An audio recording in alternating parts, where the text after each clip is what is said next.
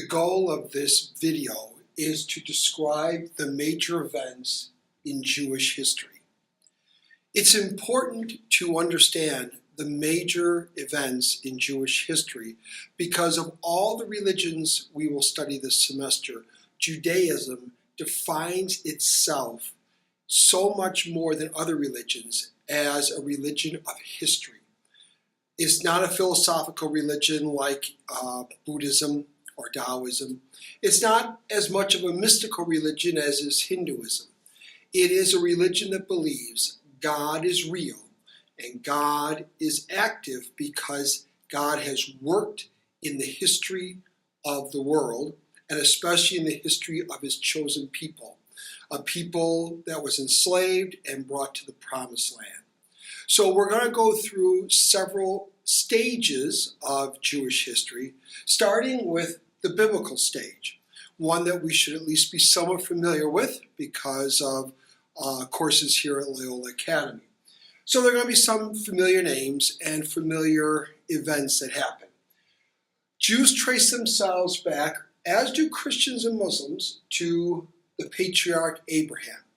Abraham, who was called by God to leave Mesopotamia, Ur, and go to Canaan, the area of the Middle East that the Jewish people continue to believe to this day is their land, promised to them by Yahweh himself.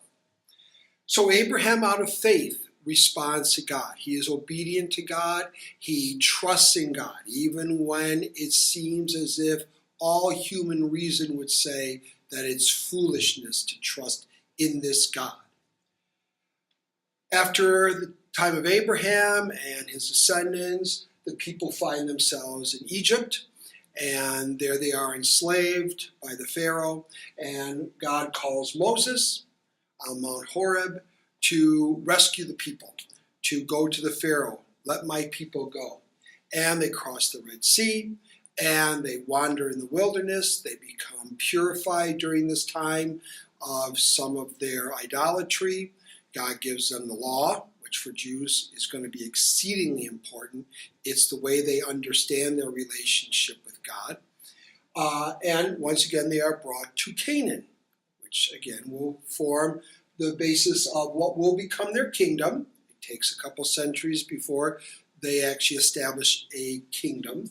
And there are several kings, many of which are probably familiar to us, Saul and David and Solomon.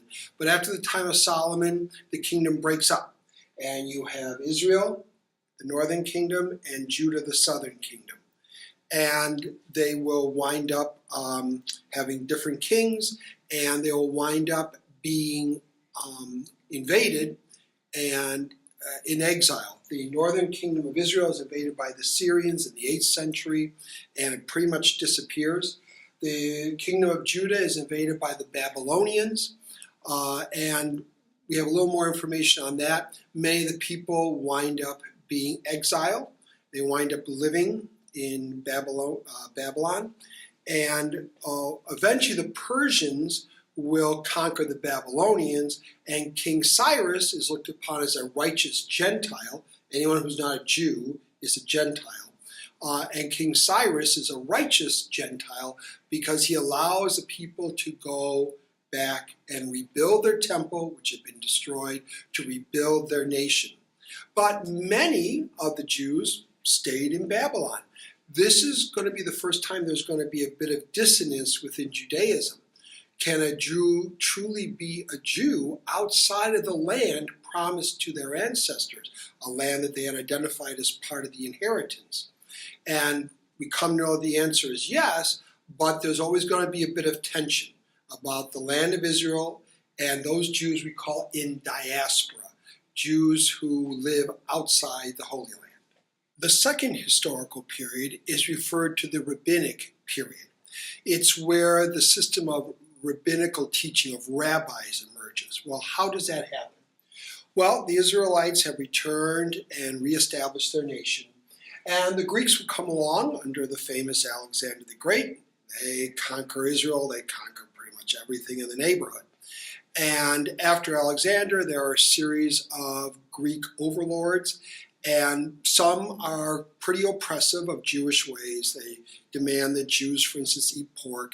They demand that they no longer circumcise their children. And this is going to lead to a huge backlash. And again, another debate within Judaism. There are some Jews who feel they need to go along with the culture. You got to go along to get along. But most will fight. Most will say, no, this is contrary to our law.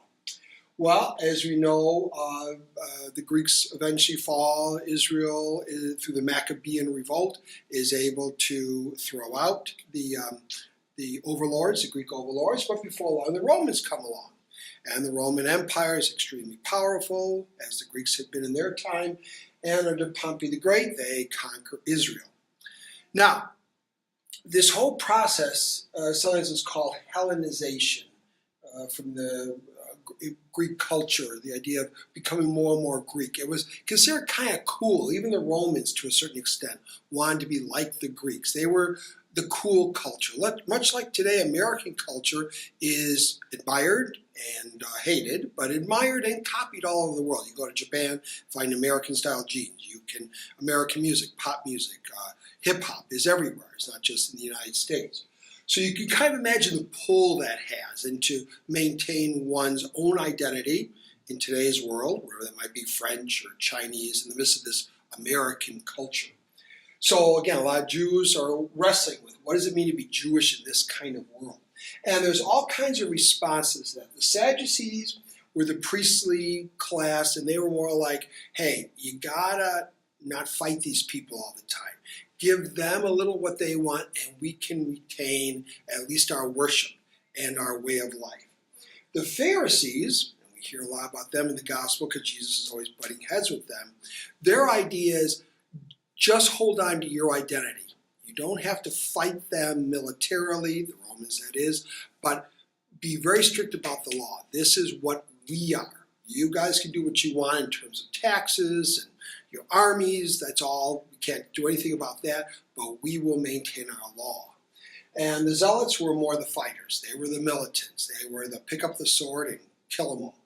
And the Essenes were a group that ran out to the desert. They just said, basically, the whole system is screwy.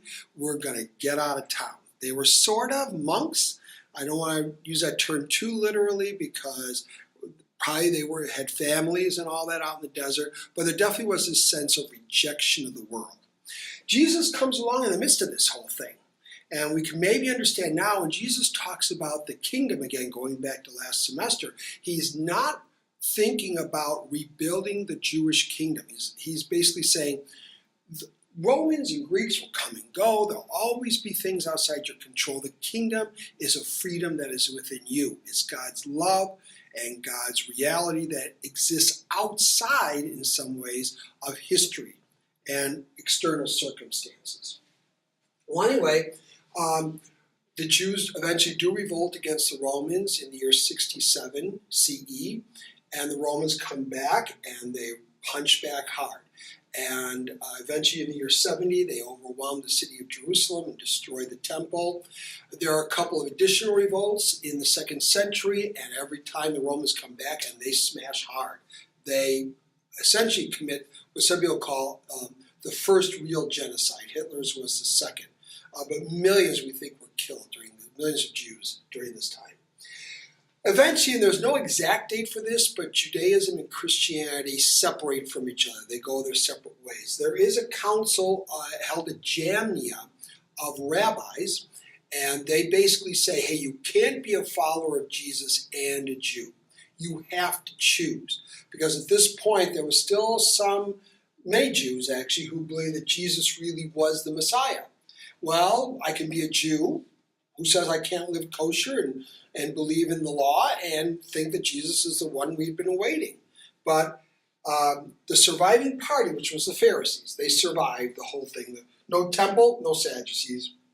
The Zealots were all killed in the war, and the Essenes sort of disappeared. We don't know if they were all killed by the Romans or they just died out. We're not sure. It's a bit of a mystery.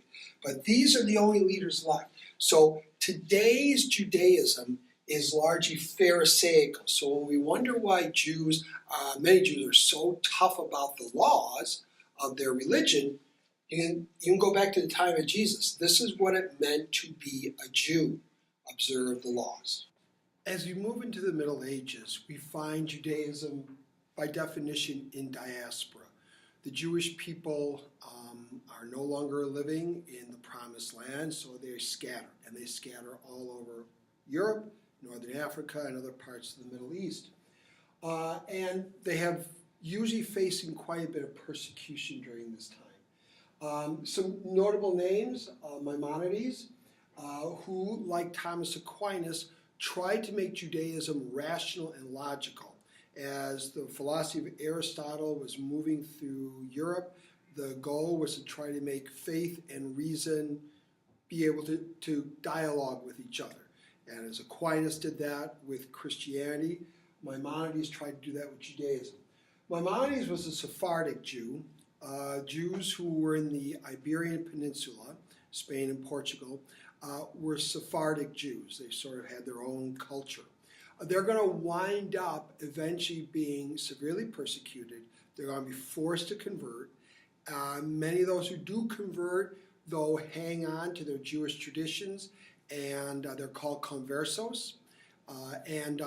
They're often ratted on by their neighbors, and the Inquisition arises out of that, the Spanish Inquisition, as people's sincerity is tested, i.e. tortured, and is a very unpleasant chapter of church history.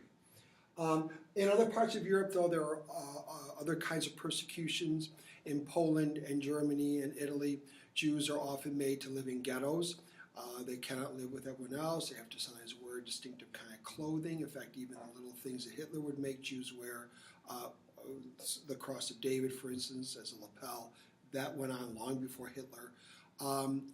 Jews were forced to engage in money lending. It was not a very nice time. Yiddish appears as a language that denotes Jews sort of in that area of Germany and Poland. Polish Jews as well suffered a great deal. So the legacy of medieval Judaism is one of diaspora and persecution. And again, trying to find their way. What does it mean to be Jewish in a culture where you are a tiny minority? The modern period of Judaism, again, is marked by persecutions. Pogroms are held throughout Europe, in Russia, and sometimes in Poland. A pogrom is a persecution. It's not one done directly by a government, but it's one that's encouraged by a government.